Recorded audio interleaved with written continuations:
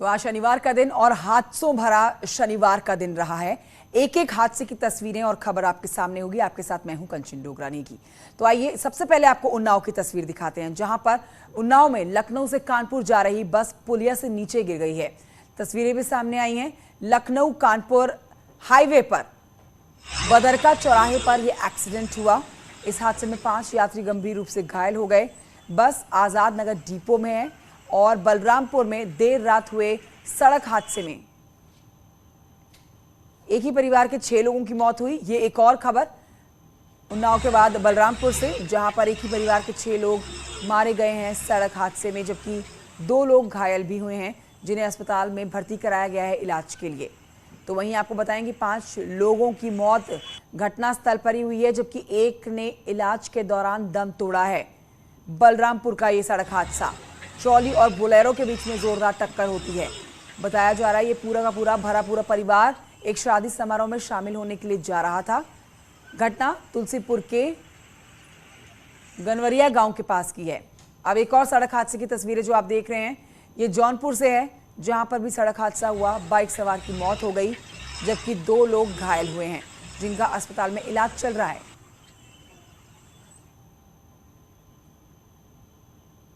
बलरामपुर पर हादसे में सीएम ने इस पर ट्वीट किया है। सीएमओ की तरफ से ट्वीट किया गया है। बलरामपुर में सड़क दुर्घटना में जनहित जो हानि हुई है, जनहानि पर गहरा शोक प्रकट किया गया है मुख्यमंत्री योगी जी की तरफ से। मुख्यमंत्री जी ने दिवंगत आत्माओं की शांति के लिए कामना की है, शोक स्तंभ परिजनों के प्रति संवेदना व्यक्त की है और ट्वीट किया है।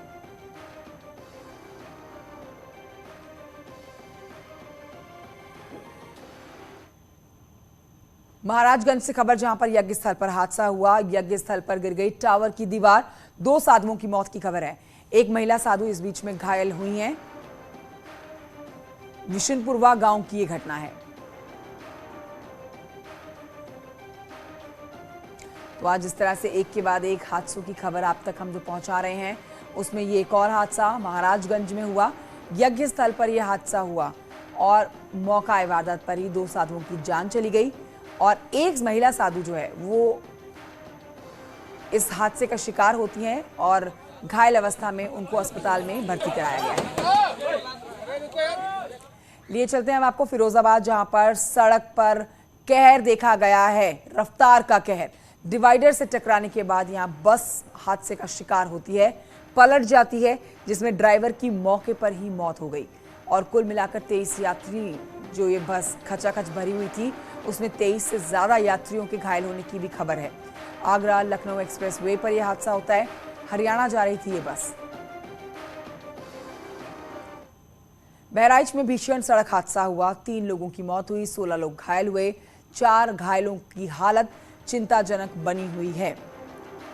इस पूरे हादसे में टैंकर और पिकअप वैन की टक्कर है, जोरदार टक्कर इस पूरे हादसे में हुई है, जिसमें बहराइच में ये सड़क हादसा और 3 लोगों की जान जाती है, 16 लोग घायल भी हुए हैं।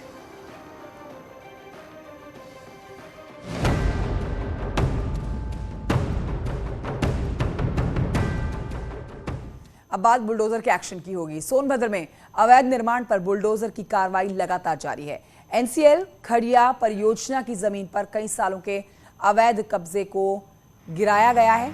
3 भूमाफियाओं पर प्रशासन ने कार्रवाई की है। भूमाफियाओं के खिलाफ ये अवैध निर्माण को बुलडोजर से ध्वस्त करने की कार्रवाई है, जिसके बाद प्रशासन ने करोड़ों की कीमत की सरकारी जमीन को अपने कब्जे में ले लिया है। दबंगों ने इस जमीन पर दुकान और मकान का अवैध रूप से निर्माण किया गया था, जिसमें समाजवादी पार्टी के नेता जगत नारायण चौरसिया, कारोबारी अख्तर रजा और अवधेश सिंह यादव के अवैध निर्माण को गिराया गया है। शक्तिनगर थाना इलाके के आंबेडकर नगर गांव में बुलडोजर की कार्रवाई को अंजाम दिया गया है।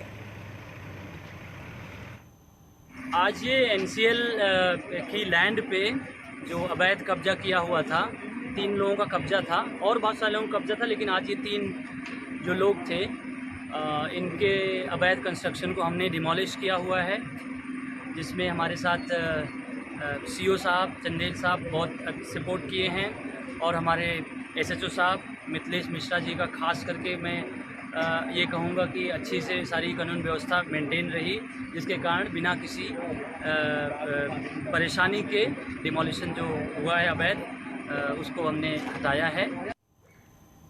अगली खबर सहारनपुर से, जहां पर बुलडोजर चलाकर दबंग भूमाफियाओं से 40 साल पुरानी खेतों की सड़क को कब्जा मुक्त करा लिया गया है। तहसीलदार की अगुवाई में पुलिस बल के साथ टीम पहुंची यहां पर और इस दौरान दबंगों ने कार्रवाई को उसका विरोध भी किया, लेकिन अधिकारियों ने सख्ती से पेश आते हुए जमीन खाली करवा ली।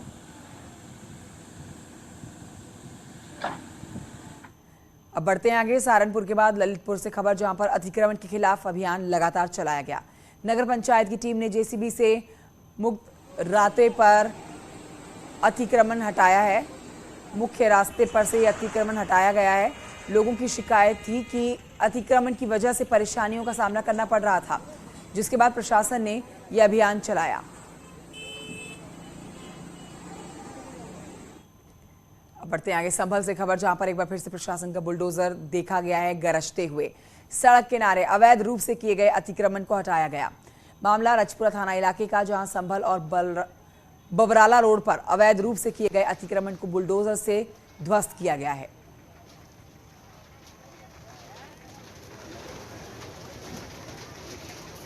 बुलडोजर की कार्रवाई मेरठ में भी की गई है, जहां पर अवैध निर्माण पर गरज चुका है बुलडोजर। एसडीएम का यह बड़ा ध्वस्तीकरण अभियान, जिसमें आज जोन बी, सी, डी में बड़ी कार्रवाई हुई है। ध्वस्तीकरण के लिए 15 अवैध निर्माण चिन्हित किए गए थे। कंकरखेड़ा, रोटा रोड, बलियाना, गंगानगर में गरजेगा ये बुलडोजर। अवैध निर्माण को लेकर कमिश्नर सख्त देखे गए हैं। 16 बुलडोजर के साथ एक्शन में प्राधिकरण की टीम पहुंची है। अवैध कॉलोनियों और दुकानों पर एमडीए का शिकंजा है, जिसे ध्वस्त किया जाने का आज अभियान चलाया जा रहा है।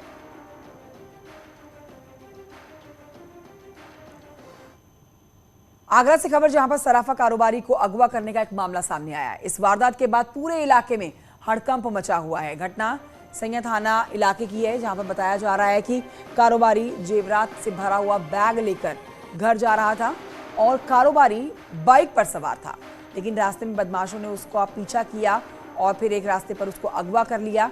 किडनैपिंग की सूचना व्यापारी ने फोन पर अपने घर वालों को दी है, जिसके बाद परिजनों ने पुलिस की शिकायत पर जांच शुरू कर दी है और जांच के दौरान पुलिस को कारोबारी की बाइक और बैग मिल गया है, जिसके थोड़ी ही दूरी में कारोबारी का एक जूता भी मिला है।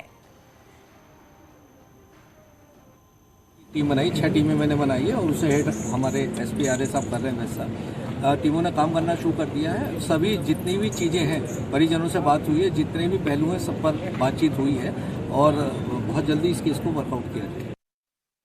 मोहम्मद आरिफ और जानकारी के साथ इस खबर पर फोन लाइन पर मौजूद है। मोहम्मद आरिफ, पुलिस क्या बोल रही है यहाँ पर? देखिए, कुछ सबूत जुटा लिए गए हैं, बाइक मिल गई है, जूता मिला है, कुछ सामान बरामद कर लिया गया है, लेकिन कहाँ है सराफा व्यापारी, उसके बारे में कोई जानकारी? देखिए कंचन, पुलिस के पास कोई सबूत नहीं है। ये वो सबूत बता रहे हैं जो मौके पर मिले हैं। जिस जगह पर वारदात हुई है, जहां पर व्यापारी को किडनैप किया गया, वहां उनका जूता मिला है, एक बाइक मिली है और जिस थैले में जेवरात लेकर वो जा रहे थे, वो जेवरात से भरा हुआ थैला मिला है।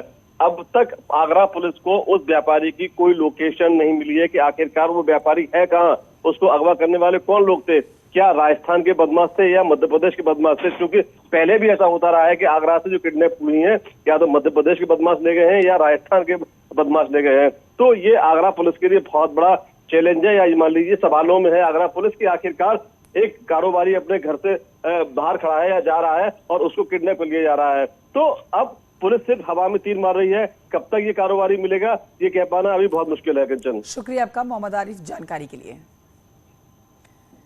अगली खबर बदायूं से, जहां पर आपसी विवाद को लेकर दो पक्षों में जमकर मारपीट हुई है, जिसमें लाठी डंडे और चाकू मारकर मां बेटे को घायल कर दिया गया है। घटना मूसाझाग थाना इलाके के मचलई गांव की है, जहां पर गांव में आप देखिए किस तरह से आपसी विवाद हो रहा और विवाद इतना बढ़ गया कि जान लेने पर आमादा थे ये लोग एक दूसरे की। आपसी विवाद इस कदर बड़ा हुआ कि दोनों पक्षों के बीच में कितनी भयंकर मारपीट हुई है और घायल मां बेटे को अस्पताल में भर्ती करवा दिया गया है। पुलिस पूरे मामले की जांच कर रही है।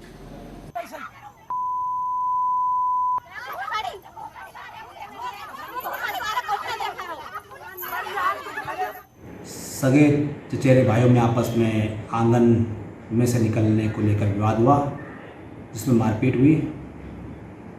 एक भाई के चोटें आई।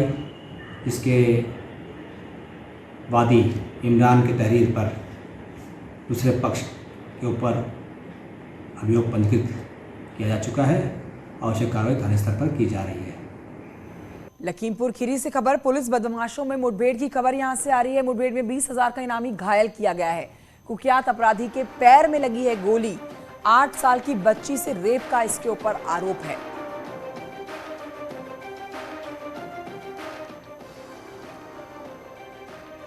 तो देखिए, 8 साल की बच्ची से रेप का इसके ऊपर आरोप, जिसे पुलिस ने धर दबोचा है और 20,000 का इनाम इसके ऊपर घोषित था। मुठभेड़ के दौरान इसको पकड़ने के लिए पुलिस को इसके पैर पर गोली चलानी पड़ी, जिसके बाद उपचार पहले करवाया गया अस्पताल ले जाके, और फिर अब जेल में डाल दिया गया है इस बदमाश को। जवाबी कार्रवाई में पुलिस के द्वारा भी फायर किया गया, जिसमें इसके इस अभियुक्त के पैर में गोली लगी है और मौके से इसको गिरफ्तार किया गया है। इसके कब्जे से 315 बोर का एक तमंचा, एक खोखा एवं 2 जिंदा कारतूस बरामद हुए हैं। आगरा से खबर, पुलिस और बदमाशों के बीच में मुठभेड़ यहां भी हुई है। मुठभेड़ में गोली लगने से 2 बदमाश घायल हो गए हैं। पुलिस ने मुठभेड़ के दौरान 4 बदमाशों को गिरफ्तार भी किया है। पुलिस को सूचना मिली थी कि बीएसएफ जवान घर में लूट करने वाले बदमाश किसी दूसरी बड़ी वारदात को अंजाम देने की फिराक में हैं, और इसी सूचना पर पुलिस ने चारों तरफ से बदमाशों की घेराबंदी कर दी। घेराबंदी देखते बदमाशों ने पुलिस पर फायरिंग शुरू कर दी, जिस पर पुलिस ने जवाबी फायरिंग में 2 बदमाश इरशाद और निजाम के पैर पर गोली चलाई और दोनों बदमाश घायल हैं। अस्पताल में भर्ती कराए गए और अब जेल में डाल दिए गए। भागने के क्रम में उन्होंने पुलिस पार्टी के ऊपर गोलियां चलाई। पुलिस ने आत्मरक्षार्थ जवाबी कार्रवाई की। इसमें 2 बदमाशों को पैर में गोली लगी है और अन्य 2 बदमाश को गिरफ्तार कर लिया गया है। जो 2 बदमाशों को गोली लगी है उनका नाम है निजाम और इरशाद, और उनको तत्काल इलाज के लिए हॉस्पिटल भेज दिया गया है। ब्रेक के बाद आपका स्वागत है। ज्ञानवापी को लेकर देशव्यापी आंदोलन का अलर्ट जारी किया गया है। दिल्ली एनसीआर में बड़े आंदोलन को लेकर अलर्ट।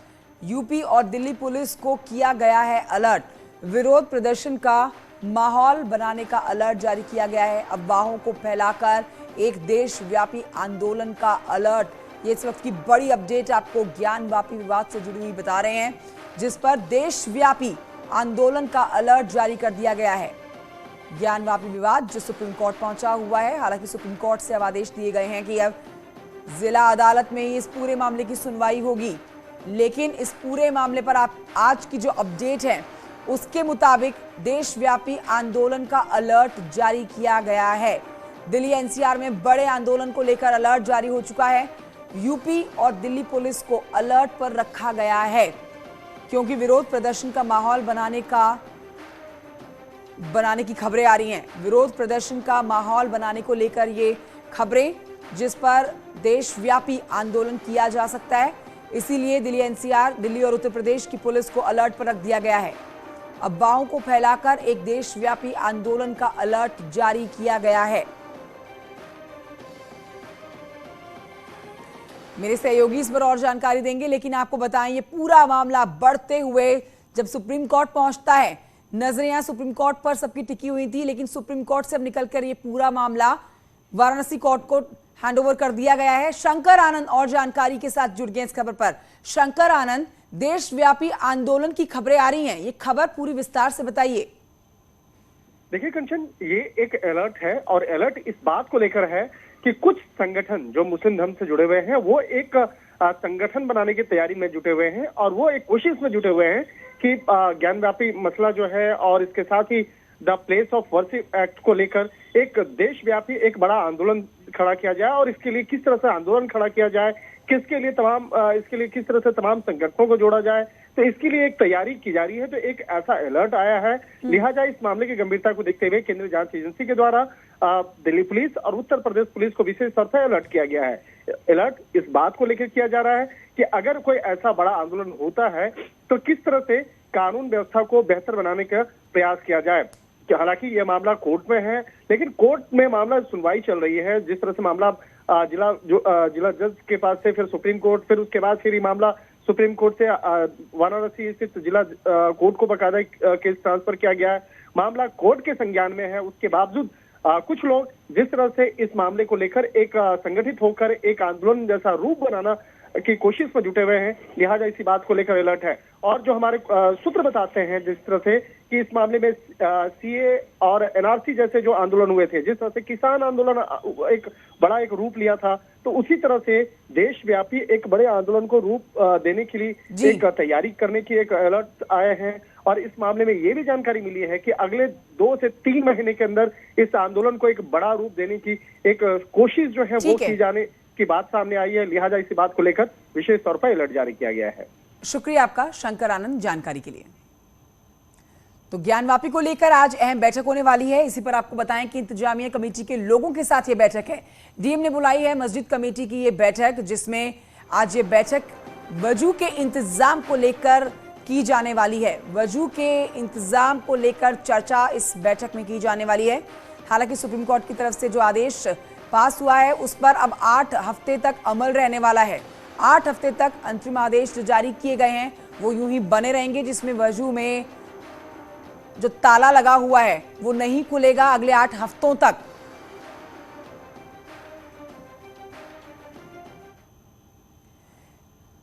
और एक और बड़ी अपडेट आप तक पहुंचाएं, जिसमें दिल्ली में डीयू के एक प्रोफेसर रतन लाल को गिरफ्तार किया गया है। शिवलिंग पर विवादित पोस्ट के आरोप में इनकी गिरफ्तारी हुई है। ज्ञानवापी में मिले कथित शिवलिंग पर इन्होंने अभद्र टिप्पणी की, ऐसे आरोप इनके ऊपर लग रहे हैं। आरोपी प्रोफेसर को दिल्ली पुलिस ने गिरफ्तार कर लिया थाने के बाहर। हालांकि इनके स्टूडेंट्स ने जमकर प्रदर्शन किया है।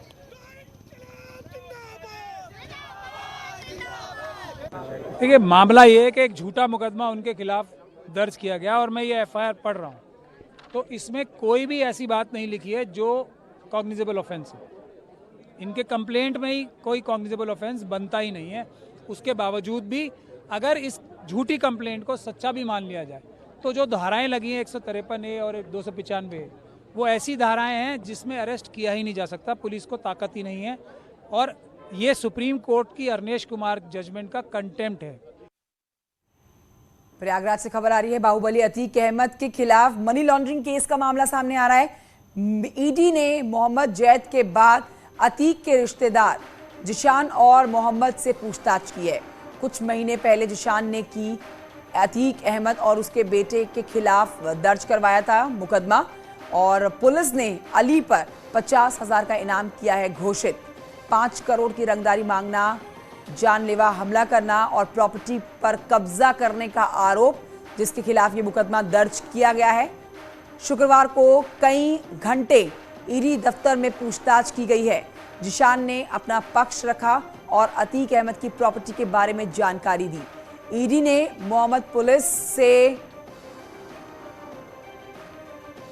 ने यहां पर मोहम्मद मुस्लिम से की है अतीक की संपत्तियों को लेकर पूछताछ। अलीगढ़ से खबर आ रही है, आरटीआई एक्टिविस्ट केशव देव शर्मा के खिलाफ केस दर्ज किया गया है। आरटीआई एक्टिविस्ट ने जामा मस्जिद हटाने की मांग की थी और भड़काऊ बयान और माहौल खराब करने का केस इनके खिलाफ दर्ज किया गया है। आरटीआई एक्टिविस्ट केशव देव को गिरफ्तार करने पहुंची पुलिस, जिस पर आरटीआई एक्टिविस्ट केशव देव ने गिरफ्तारी देने से मना कर दिया। थानाध्यक्ष को सुबह 11 बजे थाने पहुंचकर वहां आकर बातचीत करने का आश्वासन दिया गया है और यह आश्वासन दिया गया है कि थाने पहुंचेंगे सुबह 11 बजे।